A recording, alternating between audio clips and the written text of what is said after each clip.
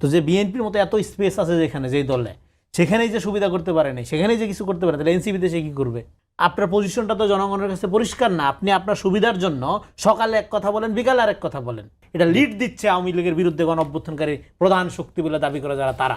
এর চেয়ে মানে দুঃখজনক ট্র্যাজেডি আর হইতে পারে না বাংলাদেশের ইতিহাসে। যে নৌকার ধানের শীষ একই সাপের 2 বিষ নাকি 2 সাপের 1 বিষ।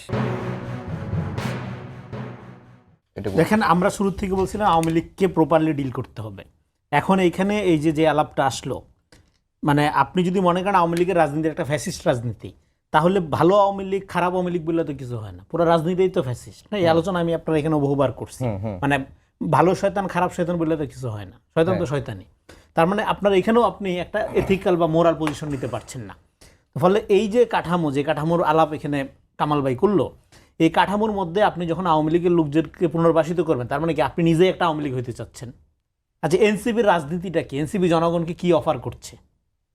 তার কি কোনো অফার আছে? তার কি কোনো ম্যানিফেস্টো আছে? তার কি কোনো ফিলোসফিক্যাল ইডিওলজিক্যাল পজিশন আছে যে এইটা আমার মতাদর্শ, আমি এই মতাদর্শের আলোকে বাংলাদেশকে গড়ে তুলতে চাই, হ্যাঁ তোমরা আসো, বা এই হলো আমার দর্শন? হ্যাঁ, সেটা সবসময় আওয়ামী লীগের মতো একটা জাতীয়তাবাদী ট্রাইবাল দর্শন থাকতে হবে, বা বিএনপির একটা ট্রান্সন্যাশনাল বা রাষ্ট্রবাদী, একটা হলো জাতিবাদী আর একটা হলো রাষ্ট্রবাদী রাজনীতি, দুইটা রাজনীতি বাংলাদেশে আমরা দেখছি। তো এনসিপি কি অফার করছে এখন? এই যে ধরেন ইসাক সরকারের কথা বললেন, আক্তার সাহেবের কথা বললেন, বা কর্নেল অলি, বা যারা, যেই সমস্ত ব্যক্তিরা বিএনপিতে জায়গা পাচ্ছে না, তো নানা কারণেই তারা যায় যখন এই দলে জয়েন করছে, তারা তো এই দলে তারা কি কোয়ালিটি অ্যাড করবে? ইসাক সরকার বিএনপিতে তো কিছু অ্যাড করতে পারে না, এনসিপিতে অনুযায়ী কি অ্যাড করবে? মানে ঢেকি তো যে জায়গায় থাক সব তার ভাড়া বাঁধার কথা, মানে ধান ভাঙারই কথা তো, তাই না? তো যে বিএনপির মতো এত স্পেস আছে যেখানে, যেই দলে, সেখানেই যে সুবিধা করতে পারে নাই, সেখানেই যে কিছু করতে পারে, তাহলে এনসিপিতে সে কি করবে? সেটা বোঝাই যাচ্ছে কি করতে। ফলে পলিটিক্সটা, এখানে পলিটিক্সটা তো আমি দেখতেছি না, আপনি দলদারি করতেছেন। এই জন্য বাংলাদেশে তো রাজনীতি নাই, আছে দলাদলি। এখানে এক দল ভাঙ্গে আরেক দলে যাচ্ছে, দলের জোয়ার। রাজনীতি তো পেশা হইতে পারে না। আপনি যখন আপনি নতুন বন্দোবস্তের কথা বললেন, আপনি রাজনীতির একটা আপনার নতুন বাংলাদেশ সূচনা করবেন, কিন্তু আপনি সেই পুরানাদের মধ্যে যেগুলো আবার এই ধরনের এই পুরানা দলেও যারা আনফিট, তাদেরকে নিয়ে আপনি কি ফিট করবেন? যে এই গাড়ির চাকা বাতিল হয়ে গেছে, ধরেন আপনি ফালাই দিয়ে নতুন চাকা লাগাই ওই গাড়ি নিয়ে রওনা হয়েছেন, রংপুর থেকে আপনি অন্যদিকে চলে গেছেন, সেই বাতিল চাকা পরে যদি আরেকজন আইসা মার্সিডিজ গাড়িতে জোড়া দেয়, গাড়ি চলবে? চলবে না তো। তো ফলে এটা তো কোনো কিছু অ্যাড করবে না, এটা খালি এই লোকগুলোকে নেওয়া হচ্ছে। এই লোকগুলো নেওয়ার মধ্যে দিয়ে কামাল ভাই যেটা বললো, আরও ডিফেম হবে, এই ব্যক্তিদের প্রতি মানুষের আস্থা থাকবে। ধরেন আমি 18 বছর ধরে যে পজিশন নিচ্ছি, আজকে যদি হুট করে আমি একটা অন্য পজিশন নেই আমার ব্যক্তিগত একটা সুবিধার জন্য, মানুষ আমার কথা তো 2 পয়সার গুরুত্ব দিবে না। ভোট আইডি এটা প্রমাণ করার চেষ্টা করে, বা আমাদের নিয়ে ভুয়া ফটো কার্ড ছাপায়, ছড়ায়, তাতে মানুষ সাময়িকভাবে কেউ কেউ বিভ্রান্ত হলে পরে যখন পুরো বক্তব্য শুনে বোঝে না এই কথা তো সে আগের থেকে বলতেছে। আমরা একটা লিবারাল ডেমোক্রেটিক পলিটিক্সকে বাংলাদেশের জন্য জরুরি মনে করি। বিএনপির অনেক পার্টি পজিশনের সাথে আমাদের বিরোধ আছে, কিন্তু হরে ধরে আমাদের নিয়ে ডিফেমিং করে। ফলে যেইখানে আপনি আলোচনা করছিলেন, তো এই যে কাঠামোর মধ্যে এখানে ব্যক্তি তো ইম্পর্টেন্ট না। বাংলাদেশে ঘনবসতির দেশ, এখানে আপনি যদি মনে করেন যে আপনি গোবর বেচবেন, আপনার রাস্তায় সুন্দর করে ঢাকনা দিয়ে করে সুন্দর প্যাকেজিং করে, তারও একটা বাজার তৈরি হয়ে যাবে, অসুবিধা নেই।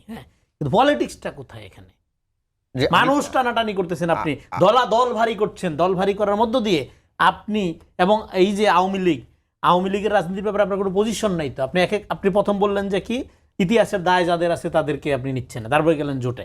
তারপরে আপনি আওয়ামী লীগের ব্যাপারে তো মানে সবচেয়ে বড় আওয়ামী বিরোধী শক্তি তো আপনি। এখন আপনি আওয়ামী লীগের ব্যাপারে বলতেছেন যে আওয়ামী লীগ, আপনার কাছে আওয়ামী লীগ এখন ভালো ফোর্সে, মানে ভালো আওয়ামী লীগ আপনি আবিষ্কার করে ফেলতেছেন। তাহলে রিফাইন আওয়ামী লীগ ইলেকশনের আগে যখন আসতে চাইলো, আসার কথা বললো, তখন আপনি কোন যুক্তিতে, কোন মোরাল স্ট্যান্ডার্ডে আপনি বিরোধিতা করছিলেন সেটার? তার মানে আপনার পজিশনটা তো জনগণের কাছে পরিষ্কার না। আপনি আপনার সুবিধার জন্য সকালে এক কথা বলেন, বিকালে আরেক কথা বলেন। এইটা দিয়ে তো রাজনীতি হয় না। ডেফিনেটলি এখানে আওয়ামী লীগকে প্রপারলি ডিল করতে হবে। আওয়ামী লীগ জামাতকে যেভাবে ডিল করছে, একটা সুতা হিসাবে বা একটা গুটি হিসাবে রেখে দিছে, তারপরে এটাকে নানাভাবে ডিল করে আজকে তার পরিণতি দেখেন। আওয়ামী লীগকে এভাবে ডিল করা যাবে না। একটা হলো আওয়ামী লীগের রাজনীতি, সাংগঠনিকভাবে আপনি পুরো দলটাকে রিকনসিলিয়েশনের মধ্যে আনেন। যারা অপরাধ করে নাই, ফৌজদারি অপরাধ করে নাই, কিন্তু এই রাজনীতিকে তারা রাজনীতি মনে করে, তাদেরকে ডেফিনেটলি আপনার রাজনৈতিকভাবে মোকাবেলা করতে হবে এবং রাজনৈতিক অধিকার এনশিওর করতে হবে। আপনি এই যে আপনার নির্বাহী আদেশে নিষিদ্ধের ব্যাপারটা, বিএনপি তো বিরোধিতা করছিল ইন্টারিমের আমলে, তখন তো বিএনপি একটা আওয়ামী পুনর্বাসনকারী, হ্যাঁ, আওয়ামী লীগের দোসর, এইভাবে বিএনপিকে আপনার ব্র্যান্ডিং করা হয়েছে। তারপর বিএনপি এবার এসে যখন আপনার ইয়ে করে দিল, সেইটা আইন করে, হ্যাঁ, অন্তর্বর্তীকালীন সরকারের সময় যেটা আপনার অধ্যাদেশ ছিল সেটাকে আইন করে ফেললো, সন্ত্রাস বিরোধী আইনে আওয়ামী লীগের কার্যক্রম নিষিদ্ধ।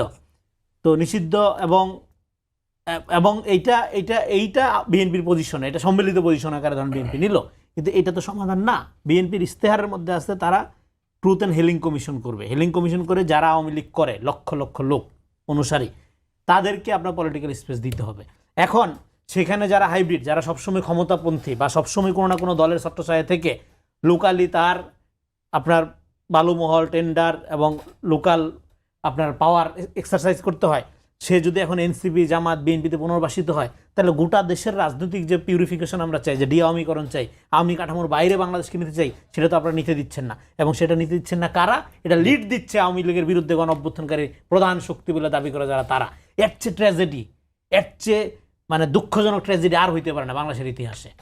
এটা সবচেয়ে জঘন্য ট্র্যাজেডি হবে যে আপনি এটা প্রপারলি ডিল না করে আপনি নিজেই এই আওয়ামী লীগ তো একটা নফসানিয়াত, আওয়ামী লীগের যারা আওয়ামী লীগ যারা করতো তারা হাসিনার এই যে শৃঙ্খলা, হ্যাঁ, এগুলোর থেকে অনেক আগেই মুখ ফিরাই নিছিল। ফলে এই যে লুটপাট, গুন্ডামি, হ্যাঁ, দখলদারি, সন্ত্রাস, এটা একটা স্বভাব আকারে, একটা খাসিলত আকারে তৈরি হয়েছিল। এখন এই খাসিলত আপনার যারা চর্চা করে, আপনি যদি তাদেরকে প্রপার বিচারের মধ্যে না এনে ভালো আওয়ামী লীগের নাম দিয়ে আপনি আপনার সুবিধা মতো জায়গায় জায়গায় এদেরকে ইনকর্পোরেট করা শুরু করেন আপনার দলের মধ্যে, আপনি এইটা আওয়ামী খাসিলতি রপ্ত করবেন। আপনার নাম যাই হোক, আপনার সাইনবোর্ড যাই হোক, আপনার প্রোডাক্ট হবে আওয়ামী প্রোডাক্ট। যদি সুযোগ থাকে আরেকবার আপনার কাছে যাব, মাসুদ কামাল ভাই, যেটি নিয়ে প্রশ্ন করেছিলাম রনি ভাইকে, এই ইন্টারন্যাশনাল ক্রাইসিস গ্রুপের যে প্রতিবেদন, সেখানে আওয়ামী লীগের রাজনীতি ভবিষ্যৎ নিয়ে তারা বিস্তারিত লিখেছে এবং প্রতিবেদনে আরও বলা হয়েছে যে নেতৃত্বের পরিবর্তনের বিষয়টি বিএনপির জন্য আওয়ামী লীগের আইনি বৈধতা ফিরিয়ে দেওয়ার কাজটা